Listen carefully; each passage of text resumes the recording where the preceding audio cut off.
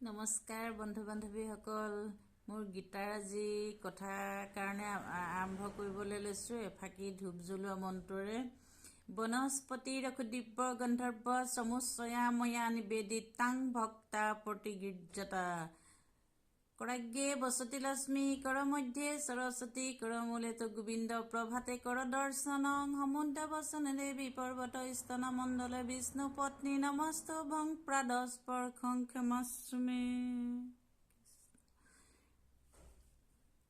মোৰ আজি কথা হৈছে গীতাৰ আগত কৈ অহাৰ পাছৰ পৰা আজি খণ্ডটো আৰম্ভ কৰিছোঁ। সঞ্জয়ে কৈছে, অৰ্জুনে সেইদৰে দয়াৰ ভাৱেৰে অভিভূত আৰু চকুলোৰে দুচকু উপচি পৰি ব্যাকুল হৈ বেজাৰ কৰি থকা দেখি মধুসূদন শ্ৰীকৃষ্ণই তেওঁক এই কথাষাৰ ক'লে। অৰ্জুনক মানে কৃষ্ণই কথাষাৰ কৈছে।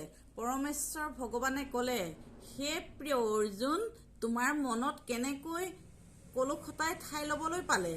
এইবিলাক জীৱনৰ মূল্য বুজি পোৱা ব্যক্তিসকলৰ বাবে অশোভনীয়। ই স্বৰ্গ লাভ নকৰাৰ বৰং অপযশহে আনে। কৃষ্ণ অৰ্জুনক কৈছে, মানে যেতিয়া কৃষ্ণই যুদ্ধ নকৰোঁ বুলি হাতৰ পৰা ধনুকাৰ পেলাই দিলে, তেওঁ অৱশ হৈ ৰথত বহি পৰিলে, তেতিয়া অৰ্জুনক কৃষ্ণই কৈছে, হে পাৰ্থ, তুমি এই নিজ নমুখ স্বভাৱটোৰ ওপৰত হেও নামানিবা। তোমাৰ ক্ষেত্ৰত এনে স্বভাৱ শোভা নাপায়। সেই সৎটোক দমন কৰাটো বীৰ।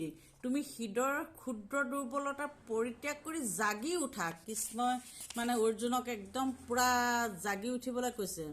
অৰ্জুনে ক'লে, সেই সৎটোক নিপাত কৰোৱা, সেই মধু দানৱক নিহত কৰোৱা কৃষ্ণ, ভীষ্ম, দ্ৰোণৰ দৰে পূজনীয় ব্যক্তি দুজনক মই কেনেকৈ যুদ্ধক্ষেত্ৰত শৰেৰে ঘূৰাই আক্ৰমণ কৰিম? অৰ্জুনে কৈছে, মহৎ হৃদয়, মোৰ এই গুৰুসকলক বধ কৰি জীয়াই থকা অপেক্ষা কৰি সংসাৰত ভিক্ষা কৰি যি পোৱা যায় তাকেই খাই জীয়াই থকাই বৰ ভাল। অৰ্জুনে কৈছে, জাগতিক লাভৰ আকাংক্ষিক হ'লেও তেওঁলোক আমাৰ গুৰুজন। তেওঁলোকক যদি বধ কৰা যায় তেন্তে তেওঁলোকৰ তেজৰ দাগ লগা বস্তুবিলাকে আমি ভোগ কৰিবলগীয়া হ'ব বুলি অৰ্জুনে কৈছে কৃষ্ণক। তেতিয়া যদি আমি জয়ী হওঁ অথবা তেওঁলোক যদি আমাক পৰাজিত কৰে, এই দুটাৰ কোনটোৱেনো আমাৰ বাবে বেছি ভাল হ'ব তাকো মই জানিব পৰা নাই। অৰ্জুনে কৈছে, যিসকলক বধ কৰাৰ পাছত আমি নিজেই জীয়াই থাকিবলৈ কামনা নকৰোঁ, সেই ধৃতৰাষ্ট্ৰৰ পুত্ৰসকলে আমাৰ সন্মুখতে অৱস্থান কৰিছে। মোৰ ধৰ্মনো কি তাক নিৰ্ণয় কৰাৰ ক্ষেত্ৰত মোৰ মনটো বিমূৰত পৰিছে, কিয়নো কৃপণতাৰ দোষেই মোৰ স্বভাৱটো দুৰ্বল কৰি পেলাইছে। সেইবাবে মোৰ কাৰণে কি কৰাটোনো অধিক ভাল তাক আপুনি কওক। মই আপোনাৰ শিষ্য, আপোনাৰ আশ্ৰয় লৈছোঁ, অনুগ্ৰহ কৰি মোক আপুনি উপদেশ দিয়ক। অৰ্জুনে কৃষ্ণক কৈছে, আপুনিয়ে উপদেশ দিয়ক আৰু সেইবুলি কৈছে। যিটো শোকে মোক ইন্দ্ৰিয়সমূহ শুকুৱাই পেলাইছে, যিটো শোক আনকি দেৱতাসকলৰ স্বৰ্গত ভোগ কৰা আধিপত্যৰ দৰে নিষ্কণ্টক সুগন্ধিশালী আৰু সাৰ্বভৌম ৰাজ্য এখনো যদি মই এই পৃথিৱীত লাভ কৰোঁ, তথাপি থাকি যাব সেই শোকনো কেনেকৈ দূৰ হ'ব মই ভাবি পোৱা নাই। অৰ্জুনে কৃষ্ণক বাৰে বাৰে কাতৰ অনুৰোধ কৰিছে, মই যুদ্ধ নকৰোঁ। সঞ্জয়ে ক'লে, শ্ৰীকৃষ্ণই এই বুলি কোৱাৰ পাছত সৎটো দমন কৰোঁতা শুক্ৰাক্ষে অৰ্জুনেহে গোবিন্দ, মই যুদ্ধ নকৰোঁ বুলি কৈ সমূলি মৌন হৈ ৰ'ল। অৰ্জুন, হে ভৰত বংশীয় ধৃতৰাষ্ট্ৰ। তেতিয়া শ্ৰীকৃষ্ণই মিচিকিয়া হাঁহি দুটা সৈন্যদলৰ মাজত বিখাত কৰি থকা অৰ্জুনক এই কথাখিনি ক'লে। পৰমেশ্বৰ ভগৱানে ক'লে, একে সময়তে তুমি জ্ঞানগৰ্ভ কথাবিলাকো কৈছা আৰু যিবিলাকৰ বাবে শোক কৰিব নালাগে সেইবিলাকৰ বাবে শোকো কৰিছা। যিসকল পণ্ডিত সেইসকল মৃতসকলৰ বাবেও শোক নকৰে আৰু জীৱিত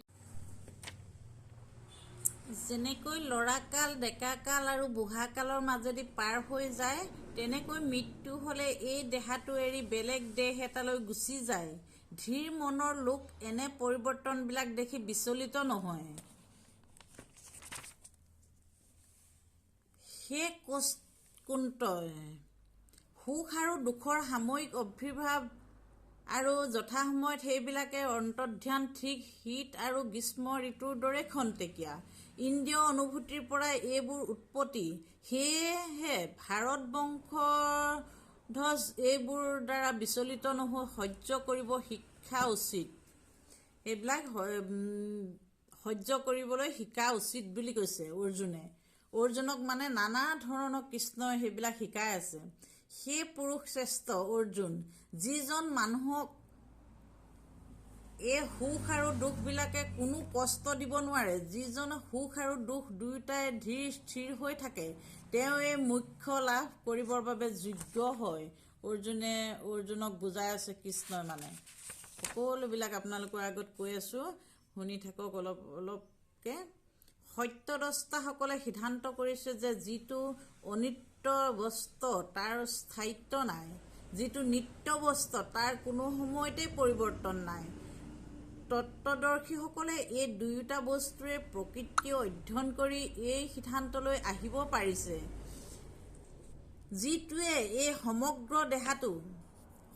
দেহাটো বিয়পি আছে তাৰ কোনো বিনাশ নাই বুলি জানিবা। এই বিনাশ নোহোৱা আত্মাটোক ধ্বংস কৰিবৰ বাবে কাৰো সাধ্য নাই। মোৰ আজি গীতাৰ এই কথাখিনি আপোনালোকক আজি ইমানকে কৈছোঁ।